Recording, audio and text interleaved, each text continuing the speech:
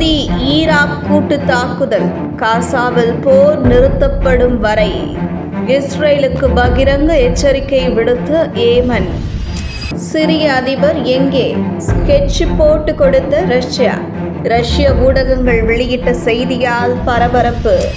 சிரியாவை சிதைக்கும் இஸ்ரேல், தலைநகரில் குண்டு மழை, பற்றி எரியும் டமாஸ்கஸ், அறிவியல் ஆராய்ச்சி மையம் மீது தாக்குதல். பணைய கைதியின் வீடியோவை வெளியிட்ட ஹமாஸ், எதிர்பாராத நெருக்கடியில் இஸ்ரேல் பிரதமர் நெதன்யாகு.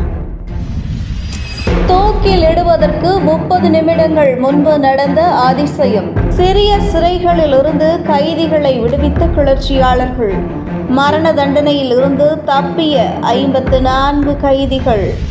லெபனானில் போர் நிறுத்தத்திற்கு ஒப்புக்கொண்ட இஸ்ரேல், காசாவில் மட்டும் அதனை அமல்படுத்த மாட்டேன் என அடம்பிடித்து வருகிறது.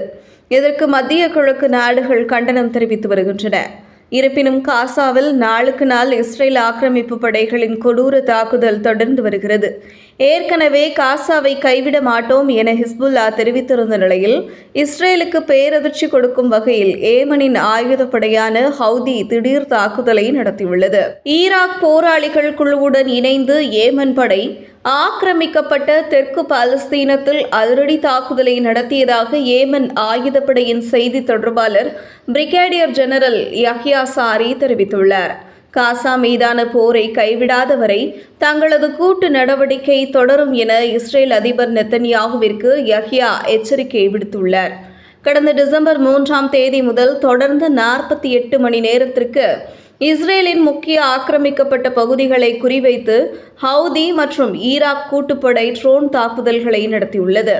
பாலஸ்தீனத்தில் உள்ள அல் ரஷ்ராஷ் பகுதியில் இஸ்ரேல் ஆக்கிரமிப்பு படை மீதும் கட்டமைப்புகள் மீது பலமுறை ட்ரோன்களை கொண்டு தாக்குதல் நடத்தியுள்ளது. அதேபோல் ஆக்கிரமிக்கப்பட்ட யாஃபா பகுதியில் பாலஸ்தீன டைப் 2 ஹைப்பர்சோனிக் ஏவுகணைகளை கொண்டும் தாக்குதல் நடத்தப்பட்டுள்ளது. ஏற்கனவே ஏமன் ஹவுதிகளின் கடற்படை தாக்குதலை தாக்குப்பிடிக்க முடியாமல் திணறி வரும் இஸ்ரேலுக்கு ஹவுதி மற்றும் ஈராக் கூட்டுப்படையின் தாக்குதல்கள் மிகப்பெரிய நெருக்கடியாக மாறியுள்ளது. சிரியாவை கிளர்ச்சி படையான HTS கைப்பற்றியதை தொடர்ந்து அதிபர் பஷார் அல் ஆசாத் அந்நாட்டை விட்டு வெளியேறினார். ஆரம்பத்தில் அவரது விமானம் மாயமடைந்ததாக கூறப்பட்ட நிலையில் தற்போது அவர் ரஷ்யாவில் தஞ்சமடைந்திருப்பதாக தகவல்கள் வெளியாகியுள்ளன. கடந்த ஞாயிற்றுக்கிழமை கிளர்ச்சி படை டமாஸ்கஸுக்குள் நுழைந்ததுமே சிரிய அதிபர் பஷார் அல் ஆசாத்தை அங்கிருந்து வெளியேறவும், அதிபர் பதவியிலிருந்து ராஜினாமா செய்து சுமூகமான ஆட்சி மாற்றத்திற்கு வழிவகுக்கவும் ரஷ்யா அறிவுறுத்தியுள்ளது. இதனையடுத்து சிரியாவை விட்டு வெளியேறிய அதிபர் பஷார் அல் ஆசாத் மற்றும் அவரது குடும்பத்தினருக்கு மனிதாபிமான அடிப்படையில் மாஸ்கோவில் தஞ்சமளித்துள்ளதாக ரஷ்யாவைச் சேர்ந்த ஊடகங்கள் செய்தி வெளியிட்டுள்ளன. இதனை உறுதிப்படுத்தியுள்ள வியன்னாவில் உள்ள சர்வதேச அமைப்புகளுக்கான ரஷ்யாவின் தூதரான மைக்கேல் உல்யனோவ், கடினமான சூழ்நிலைகளிலும் ரஷ்யா நண்பர்களை ஒருபோதும் கைவிடாது என தெரிவித்துள்ளார். நீண்ட காலமாக நடைபெற்று வந்த உள்நாட்டு போர் முடிவுக்கு வந்துள்ள நிலையில் ஐநா தலைமையில் அரசியல் தீர்வு காண வேண்டும் என ரஷ்யா கோரிக்கை விடுத்துள்ளது.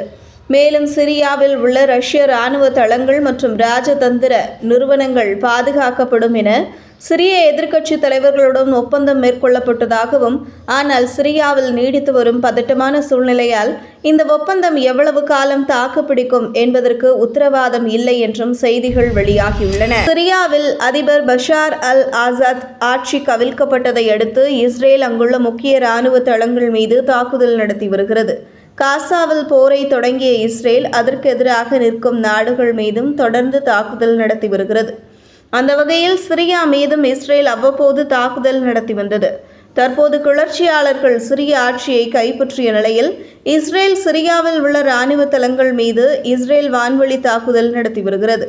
டமாஸ்கஸில் உள்ள அறிவியல் ஆராய்ச்சி மையத்தின் மீது இஸ்ரேல் தொடர்ச்சியான வான்வழி தாக்குதல்களை நடத்தியுள்ளது. மேலும் டமாஸ்கஸில் உள்ள முன்னாள் இராணுவ கட்டிடங்கள் மீதும் இஸ்ரேல் தாக்குதல் நடத்தியதாக சிரிய இராணுவ அதிகாரிகள் உறுதிப்படுத்தியுள்ளனர்.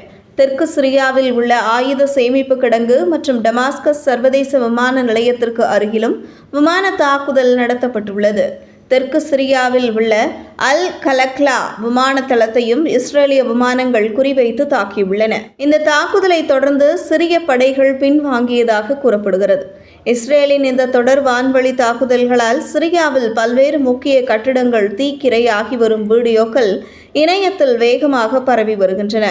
மேலும் இஸ்ரேலின் இந்த நடவடிக்கைகளால் உள்நாட்டு போர் நிறைவடைந்திருந்தாலும் சிரிய மக்கள் நிம்மதி பெருமூச்சு விட முடியாத நிலைக்கு தள்ளப்பட்டுள்ளனர். காசாவில் போர் என்ற பெயரில் 50,000க்கும் அதிகமான மக்களை இஸ்ரேல் ஆக்கிரமிப்பு படை இனப்படுகொலை செய்துள்ளது. வரலாறு காணாத இந்த மனித உரிமை மீறலை உடனே தடுத்து நிறுத்துங்கள் என்று உலக நாடுகள் எவ்வளவுதான் கதறினாலும் காதில் வாங்காத இஸ்ரேல் தனது பணைய கைதிகளை மீட்கவே போரை நடத்தி வருவதாக காரணம் கூறி வருகிறது. கடந்த ஆண்டு அக்டோபர் 7ஆம் தேதி நடத்தப்பட்ட தாக்குதலின் போது இஸ்ரேலைச் சேர்ந்தவர்கள் உட்பட 240 பேர் பணைய கைதிகளாக ஹமாஸ் போராட்ட குழுவால் பிடித்து செல்லப்பட்டனர். இதில் ஏற்கனவே 39 பேர் விடுவிக்கப்பட்ட நிலையில் சிலர் உயிரிழந்துள்ளனர். தற்போதைய நிலவரப்படி 101 பேர் ஹமாஸ் வசம் இருப்பதாக கூறப்படுகிறது. அவர்களை எப்படியாவது உயிருடன் மீட்டு வர வேண்டுமென இஸ்ரேல் மக்கள் அந்நாட்டு பிரதமர் நெத்தன்யாகுவிற்கு கோரிக்கை வைத்து வருகின்றனர். இதனால் அவ்வப்போது இஸ்ரேல் அரசை எதிர்த்து பொதுமக்கள் போராட்டங்களையும் நடத்தி வருகின்றனர்.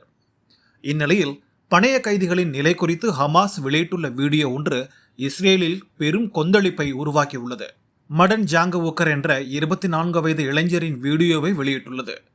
வீடியோவில் காசாவில் சிக்கியுள்ள பணைய கைதிகளை மீட்க பேச்சுவார்த்தை நடத்துமாறு இஸ்ரேல் அரசிடம் கெஞ்சும் அந்த இளைஞர் பிரதமர் நெத்தன்யாகுவையும் கடுமையாக விமர்சித்துள்ளார். ஹமாஸுடனான உடன்படிக்கைக்கு ஆதரவாக போராட்டங்களை தொடருமாறு இஸ்ரேலிய மக்களுக்கு அழைப்பு விடுத்துள்ள அவர் 420 நாட்களாக நாங்கள் இங்கே சிறைப்பட்டிருப்பது பிரதமர் நெத்தன்யாகுவின் தோல்வி என்று சாடியுள்ளார். எங்களை பாதுகாப்பாக மீட்டுச் செல்ல சமாதான உடன்படிக்கையை மேற்கொள்ளாமல் $5 மில்லியன் பரிசை அறிவித்திருப்பதாக கேள்விப்பட்டு அதிர்ச்சி அடைந்தேன் என்று தெரிவித்துள்ளார். மேலும் ஹமாஸின் உறுதியான மனநிலையை பற்றி உங்களை விட எங்களுக்கு நன்றாகவே தெரிந்திருக்கிறது என்று கூறியுள்ளார். இந்த வீடியோ வெளியானதை அடுத்து இஸ்ரேல் மக்களிடையே நெத்தன்யாகுவிற்கு எதிரான கொந்தளிப்பு மனநிலை அதிகரித்துள்ளது. 420 நாட்களாக காசாவில் சிறைப்பட்டுள்ள பணைய கைதிகளை விடுதலை செய்ய உடனடி நடவடிக்கையை இஸ்ரேல் அரசு எடுக்க வேண்டும் என்றும் 100 பணைய கைதிகளை மீட்பதை விட முக்கியமான வேலைகளில் கவனம் செலுத்துவது போல் ஒவ்வொரு முறையும் இஸ்ரேல் கடந்து செல்வது வேதனை அளிப்பதாகவும் தெரிவித்துள்ளனர். ஹமாஸ் வெளியிட்டுள்ள இந்த வீடியோ போர் நிறுத்த ஒப்பந்தத்தை இறுதி செய்வதற்கான அழுத்தத்தை அதிகரிக்கும் என்று எதிர்பார்க்கப்படுகிறது. ஆட்சியை இழந்த சிரிய அதிபர் பஷர் அல் அசாத் மற்றும் அவரது குடும்பத்தினர் ரஷ்யாவின் தலைநகர் மாஸ்கோவை அடைந்துள்ளதாக தகவல்கள் வெளியாகியுள்ளன. இதனையடுத்து சிரியாவை முழுமையாக கைப்பற்றியுள்ள கிளர்ச்சியாளர்கள் டமாஸ்கஸில் முக்கிய சிறையிலிருந்து கைதிகளை விடுவித்துள்ளனர். 2011ஆம் ஆண்டு உள்நாட்டு போர் மீண்டும் தொடங்கியதிலிருந்தே ஆயிரக்கணக்கானோரை தடுப்புச் சிறையில் வைத்திருந்தது. இந்த நிலையில் கிளர்ச்சியாளர்கள் குழு 3500க்கும் அதிகமான கைதிகளை இராணுவ சிறைகளிலிருந்து 30,000க்கும் மேற்பட்டோரை தடுப்பு காவலில் இருந்தும் விடுவித்துள்ளது. பஷர் அல் ஆசாத் ஆட்சியில் பல ஆண்டுகளாக சிறையில் வாடிய கைதிகள் தங்களது கண்ணீர் கதைகளை ஊடகங்களுக்கு பகிர்ந்துள்ளனர்.